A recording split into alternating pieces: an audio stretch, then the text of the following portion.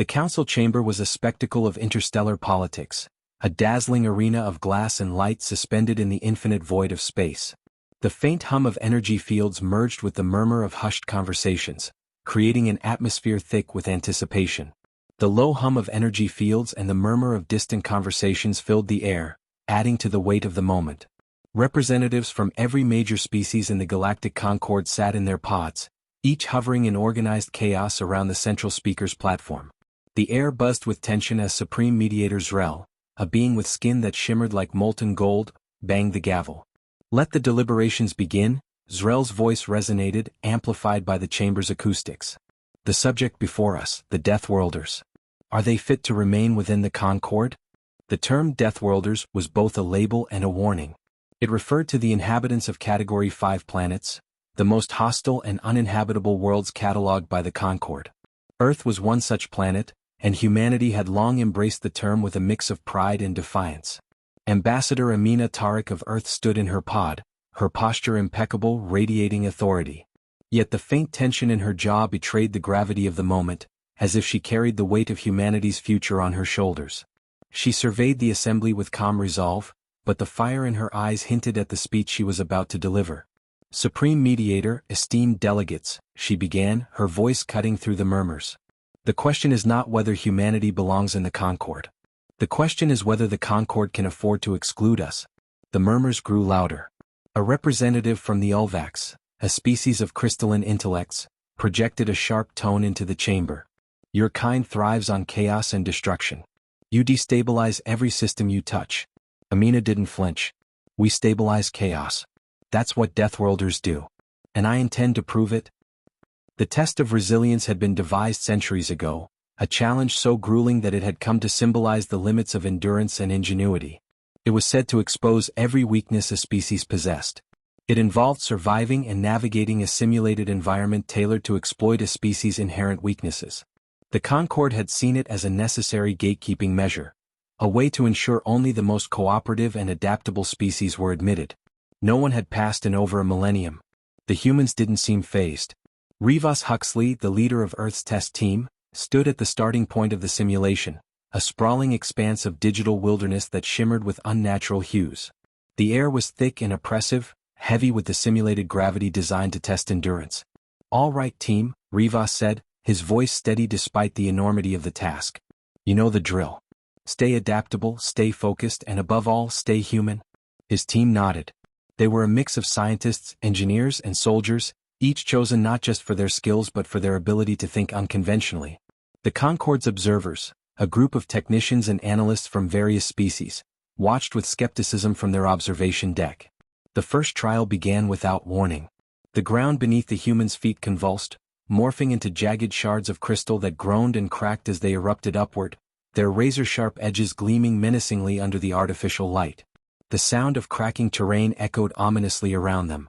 The team moved as one, their boots adapting to the terrain with micro-adjustments. They used ropes and ingenuity to traverse the shifting expanse, their movements coordinated and precise. "They're not panicking," an Ulvax technician observed, its crystalline form vibrating in confusion. "Give it time," replied a Zelarn analyst, whose species thrived in aquatic environments and struggled with dry land. "They will break." But the humans didn't break. The second trial struck at their minds, submerging the team in a cascade of illusions so vivid they blurred the line between reality and fabrication. Each step forward was a battle against fears and insecurities brought to life. Rivas found himself alone in a dense forest, the shadows whispering his deepest regrets. "You failed them," a voice hissed, sounding eerily like his late father. "You're just a soldier, not a leader." Rivas gritted his teeth and kept moving, his training kicking in. He knew the illusions were designed to isolate and weaken them, but humans were social creatures. They thrived on connection. "Team, check in," he said into his comms. One by one the voices of his team responded. They shared their fears openly, dismantling the power of the illusions with camaraderie and humor. "You call that scary?" one engineer quipped. "My student loans are scarier." The observers watched in stunned silence. The illusions were supposed to break their minds, but the humans had turned the test into a bonding exercise. By the time they reached the final trial, the observation deck hummed with incredulous whispers. The humans had defied every expectation, their unyielding resolve leaving the observers both astonished and unsettled. The humans had not only survived but thrived in the previous challenges. They adapted with an ease that defied the simulation's intent. The final trial was a test of unity. The team stood before a massive structure, a maze of interconnected platforms that required synchronized movements to traverse. Any mistake would send the platform's occupants plummeting into the abyss below. "We're going to need a plan," Rivas said, studying the maze. "Or we could just wing it," a soldier joked. Rivas smirked. "Let's do both." They divided into smaller groups, each tasked with navigating a different section. The maze shifted unpredictably, but the team's adaptability shone through. They called out instructions, adjusted strategies on the fly, and refused to let setbacks shake their focus. When they finally completed the maze, the chamber plunged into stunned silence. The humans had done the impossible, passing the test of resilience, a feat untouched by any species for over a millennium. Back in the council chamber, the Concord's representatives were at a loss. Supreme Mediator Zrel finally spoke, his voice tinged with disbelief. "Humanity has passed the test of resilience. This council must now decide, what does this mean for the Concord?" Amina Tariq stood once more, her presence commanding. "It means," she said, her voice unwavering, "that the galaxy cannot afford to underestimate Deathworlders. We do not break. We do not falter. And when others fail, we thrive." The chamber erupted into debate, but the humans had made their point. They were not just survivors, they were a force to be reckoned with. As the Concord deliberated, Rivas and his team stood in the observation deck, watching the stars. "Think they'll let us stay?" one team member asked. Rivas smiled faintly. "Doesn't matter. We'll find a way either way." Because that was what Deathworlders did. Where others saw failure, they saw opportunity. And where others saw an end, they found a beginning. The Concord's observation deck thrummed with subdued murmurs as Rivas Huxley and his team stepped back onto solid ground, their simulated trials behind them. The floor beneath their boots carried a faint vibration, a reminder of the station's ceaseless operations. The faint hum of distant machinery and the sharp, clean scent of sterilized air heightened the sense of anticipation. The humans carried themselves with an air of calm confidence, though faint traces of exhaustion clung to their postures. Sweat beaded on their brows and their breaths were heavy, but their eyes remained sharp, unyielding. The Zelarn analyst's aquatic blue eyes widened as it reviewed the latest data streams from the simulation. I cannot comprehend this," it stammered, its voice a low, rippling tone. The Zelarn's crystalline skin refracted light as it shimmered faintly, a visible manifestation of its bewilderment. "No species should be able to sustain cohesion under such psychological and physical strain. You've clearly never met Deathworlders," Rivas quipped, wiping a streak of grime from his cheek. He glanced at his team, who were exchanging tired but triumphant smiles. "You good folks?" "Good enough," replied Lieutenant Mora Singh, a wiry engineer with sharp eyes and a sharper wit. She adjusted the strap of her gear bag. "I mean, I could sleep for a week, but good enough." The Concord observers watched them in stunned silence. For centuries, the test of resilience had served as the ultimate measure of a species' endurance and adaptability, designed specifically to expose cracks in unity and strategy. To see a team emerge not just intact but seemingly invigorated was unsettling. Supreme Mediator Zrel's voice cut through the hum. "Human delegation. You are granted a brief reprieve before deliberations continue." Rivas nodded and turned to his team. "All right, you heard the golden guy. Hit the showers, grab some chow and be back in 2 hours." The Vortex cafeteria, one of the Concord's central dining hubs, buzzed with the chatter of dozens of alien species. Bioluminescent globules floated above, casting shifting colors that danced across the walls and diners alike, while the mingling aromas of spices both exotic and pungent created a sensory tapestry unique to the station. Rivas sat with Mora, Dr. Elena Cross and Corporal Danny Kim at a circular table, their trays laden with food that ranged from familiar to decidedly questionable. "This stuff is edible, right?" Danny asked, poking a gelatinous, neon blue cube with his fork. "Define edible," Mora said dryly, biting into what looked like a green root but smelled faintly of citrus. Rivas chuckled and leaned back in his chair. "You've eaten MREs. This is 5-star cuisine by comparison." Elena smirked. "It's nice to know that no matter where you go in the galaxy, cafeteria food is still cafeteria food." Their laughter was interrupted by the arrival of Commander Turin, a tall, avian-like being with sleek black feathers and piercing amber eyes.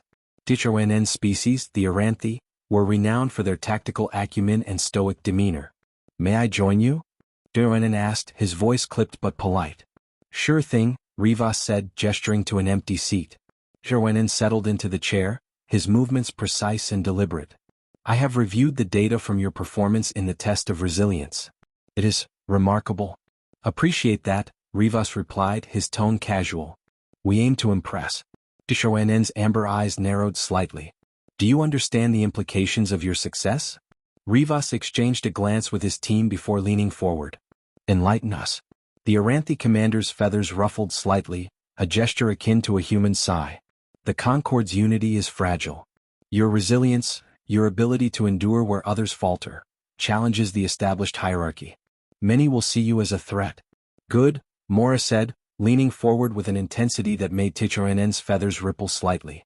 Maybe they should be threatened. Maybe it'll make them try harder. Durenin tilted his head, considering her words. Perhaps. Or perhaps it will deepen the divisions? Rivas's expression hardened. Look, we're not here to break anyone's system. But if being strong and adaptable makes us a threat, that's not our problem. It's theirs. Back in the council chamber, the deliberations resumed. Supreme Mediator Zrel addressed the assembly with measured gravity. The humans have demonstrated unparalleled resilience. The question now is how the Concord will respond to this disruption. The Ulvax representative projected its crystalline tone. They are a destabilizing force.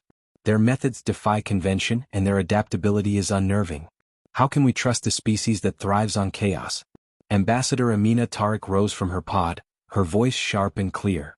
Chaos is your word for what we call survival. The universe is not a gentle place. It is unpredictable, merciless, and indifferent. Humans have thrived on worlds where nature itself tried to kill us every day. If that makes us unnerving, perhaps it's time the Concord re-evaluates what it truly values. Murmurs spread through the chamber, some supportive, others skeptical. Zrel raised a golden hand for silence. Your argument is compelling, Ambassador. But the decision is not yours alone. The Concord must vote. As the representatives cast their votes, Rivas and his team waited in the observation deck.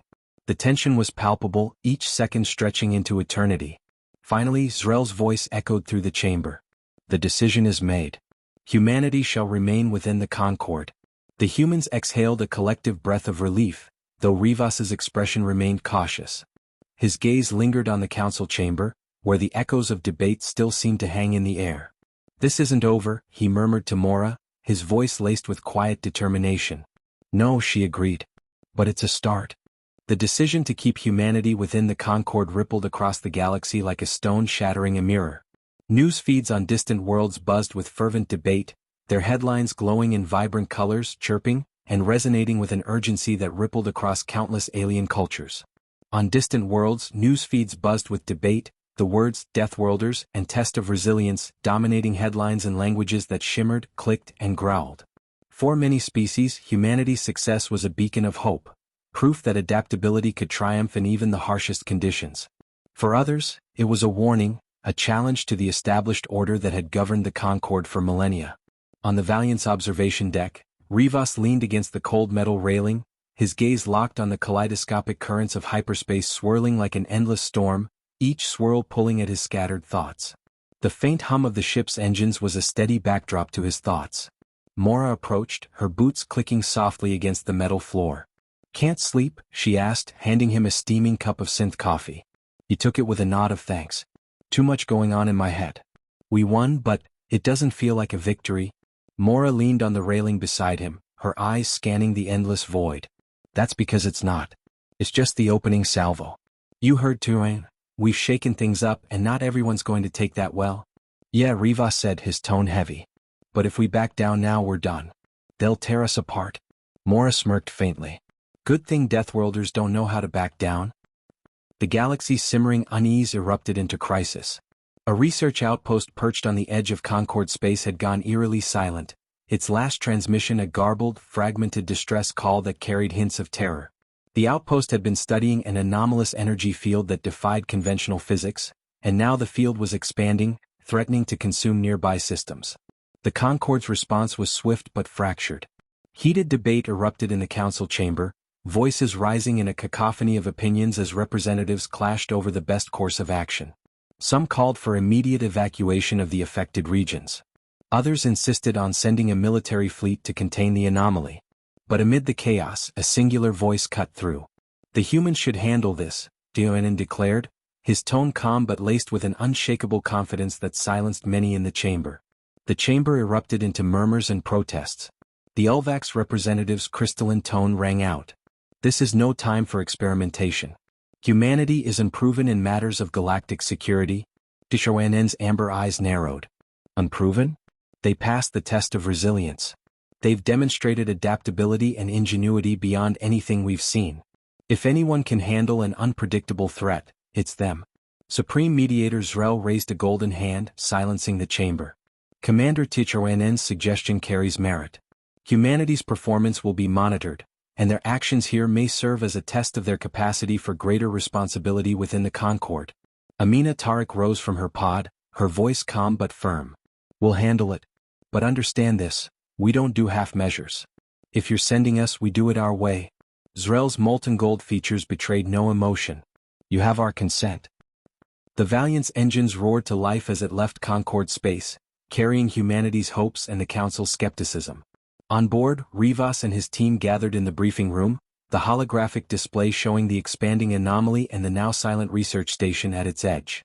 "This thing defies every known law of physics," Dr. Elena Cross said, her tone a mix of awe and barely concealed frustration as she gestured at the holographic display. "It's tearing apart spacetime like wet paper. We have no idea what's causing it, let alone how to stop it." "Guess we'll have to figure it out on the fly," Rivas said. "What do we know about the station?" "Standard research outpost," Elena replied. "Mostly automated, but there was a skeleton crew of about 20 scientists. No signs of survivors from the last transmission, but we won't know for sure until we're on site." "And the anomaly?" Moore asked. Elena gestured to the display. "It's expanding at an exponential rate. If we don't contain it, it'll swallow half the sector within a standard week." Rivas nodded. "All right, folks. We go in fast, figure out what's going on, and stop it if we can. If we can't, we buy enough time for an evacuation. Everyone clear?" The team responded with a chorus of affirmatives. The room buzzed with a mix of tension and determination as they prepared for the mission.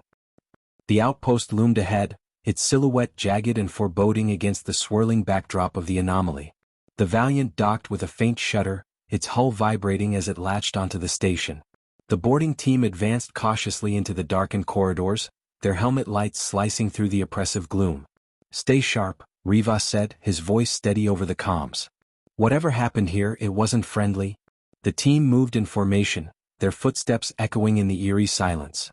The walls were scorched and warped, their surfaces twisting unnaturally as though reality itself had been stretched and buckled under the anomaly's relentless influence. Strange, otherworldly symbols glowed faintly along the warped floors and ceilings, their rhythmic pulses eerily synchronized with the anomaly's chaotic energy outside. "What the hell is this?" Mora muttered, scanning the symbols with her wrist-mounted device. "Unknown," Elena said. "But these readings, they're not natural. It's almost like," she trailed off, her voice tinged with unease. "Like what?" Rivas prompted. "Like someone, or something, designed this?" The team exchanged uneasy glances as they pressed deeper into the station. The air grew heavier, the anomaly's influence warping the very fabric of the environment. And then they heard it, a faint, rhythmic thumping like a heartbeat echoing through the walls. "We're not alone," Rivas said grimly. "Stay together. Weapons ready." As the sound grew louder, the team rounded a corner and came face to face with the impossible. The anomaly's energy coalesced into a towering, amorphous figure, its surface rippling like molten silver, shifting with an otherworldly fluidity that defied logic. It moved with a grace that belied its massive size, its glowing eyes locking onto the intruders. "Contact!" Rivas barked, raising his weapon. "Defensive positions." The figure hesitated, its gaze sweeping over the humans. And then it spoke, its voice a symphony of tones that seemed to bypass the ears and resonate directly in their minds. "You should not be here," it intoned, its voice a haunting cascade of discordant tones that bypassed their ears entirely, reverberating directly in their minds with an almost tangible weight. The team froze, their weapons trained on the towering figure as its molten silver form rippled like liquid mercury, emitting a faint rhythmic hum that seemed to vibrate through their very bones. The anomaly's energy crackled in the air, a tangible force that pressed against their suits and sent a low hum reverberating through the station. "What are you?" Rivas demanded, his voice steady despite the adrenaline surging through him, his heart pounding like a war drum as he fought to keep his breathing even. The figure tilted its head, an unsettlingly human gesture that seemed out of place on its amorphous form. "I am the architect," it replied, its voice resonating directly in their minds. "A caretaker of this domain." "Domain?" Mora echoed, her grip tightening on her weapon. "You mean this anomaly?" The architect's form shifted slightly, its surface rippling as though in contemplation. "What you call an anomaly is a nexus. A convergence of energies beyond your comprehension. Your kind has trespassed into forbidden space." Rivas stepped forward, lowering his weapon slightly but keeping it ready. "We're here to stop this nexus from expanding," Rivas said firmly, his voice cutting through the charged air. "It's threatening to destroy countless lives and nearby systems." "The expansion is necessary," the architect said, its tone devoid of emotion. "It must proceed." "Not if it destroys lives," Rivas countered, his jaw tightening. "We can't let that happen." The architect's glowing eyes flared briefly, and the pressure in the room intensified. "You misunderstand. This is not destruction. It is evolution." The team exchanged uneasy glances. Dr. Elena Cross stepped forward cautiously, her voice calm but firm. "Evolution for whom? What purpose does this serve?" The architect's gaze shifted to her, and for a moment, its form seemed to stabilize. "For all. The convergence will unify existence. Boundaries between dimensions will dissolve. A higher state of being will emerge." "And what happens to those who can't adapt?" Elena pressed. "To the billions of lives in the systems this nexus will consume?" "They will cease," the architect replied, its tone a chilling monotone that resonated with an alien detachment. "Their essence will be assimilated into the whole as it is meant to be. Your resistance stems from a primitive misunderstanding of the greater design." "Not good enough," Mora said sharply, stepping beside Rivas. "We don't sacrifice lives for some vague promise of a higher state. There has to be another way." The architect's form rippled violently, the glowing symbols around them pulsing in sync with its movements. "You cannot halt the inevitable." "Maybe not," Rivas said, his mind racing. "But we can delay it." The team sprang into action. Elena worked frantically at her wrist-mounted console, scanning the anomaly's energy signatures. "I'm detecting a central node," she said. "If we disrupt it, we might be able to destabilize the nexus temporarily." "How temporary?" Rivas asked, keeping his weapon trained on the architect as it watched them with an unnerving stillness. "Hours, maybe days," Elena admitted. "Long enough to evacuate the nearby systems." "That'll have to do," Rivas said. "Mora, Danny, cover Elena. I'll keep our friend here occupied." The architect's form shimmered, its voice resonating in their minds. "Your resistance is futile. You risk annihilation for a future that will never come." "We'll take that risk," Rivas shot back. Elena pinpointed the node's location and relayed the coordinates to Mora and Danny. The trio moved swiftly but cautiously, their movements synchronized as they navigated the warped corridors. At one junction, a sudden burst of energy flared from the wall, narrowly missing Mora as she ducked with a sharp gasp. The pulsing glow of the symbols cast eerie shadows, amplifying the sense of danger as the anomaly's energy surged unpredictably around them. The symbols glowed brighter as they approached the node, the anomaly's energy surging around them. Meanwhile, Rivas held his ground, his weapon steady as he faced the architect. "If this is all so inevitable, why are you talking to us?" he asked, buying time. The architect's eyes flared again. "You intrigue us," the architect said, its voice momentarily softer. "Your defiance is anomalous. Most species accept the convergence as their inevitable fate." "We're not most," Rivas said. "We're human." The architect's form stilled, and for a moment, it seemed almost contemplative. "A species born of chaos. Your defiance defies logic, yet it intrigues us. Perhaps there is merit in your resistance. A resilience that echoes something primordial, something we did not anticipate." Before Rivas could respond, the station shuddered violently. Over the comms, Elena's voice came through, strained but determined. "We've reached the node. Initiating disruption now." The symbols around the station flared brilliantly, and the air crackled with energy. The architect's form convulsed, its edges blurring as the nexus destabilized. "You cannot stop it," it said, its voice faltering, a fractured echo of its earlier resolve. "The convergence will resume as it always has. Your defiance is but a fleeting ripple against the tide of inevitability." "Not today," Rivas said, his voice resolute, retreating as the station trembled violently, the sound of metal groaning under immense pressure echoing around him. The team regrouped at the Valiant just as the station began to collapse. The structure groaned and shrieked, its walls crumbling under the strain of the disrupted nexus. Explosions rippled through the corridors, sending fiery debris cascading into the void, while arcs of energy crackled violently, illuminating the chaos in bursts of blinding light. The ship's engines roared to life, carrying them away as the anomaly's energy imploded inward, leaving a swirling void where the station had been. In the briefing room, the team sat in exhausted silence, their faces marked with soot and sweat. Elena broke the silence, her voice heavy. "We bought some time. But it's not over." Rivas nodded. "No. But we'll be ready." Mora managed a faint smile. "Deathworlders don't quit?" Back in the Concord Council chamber, Supreme Mediator Zrel addressed the assembly. Humanity has once again demonstrated their capacity for resilience and ingenuity. They have proven themselves an asset to the Concord.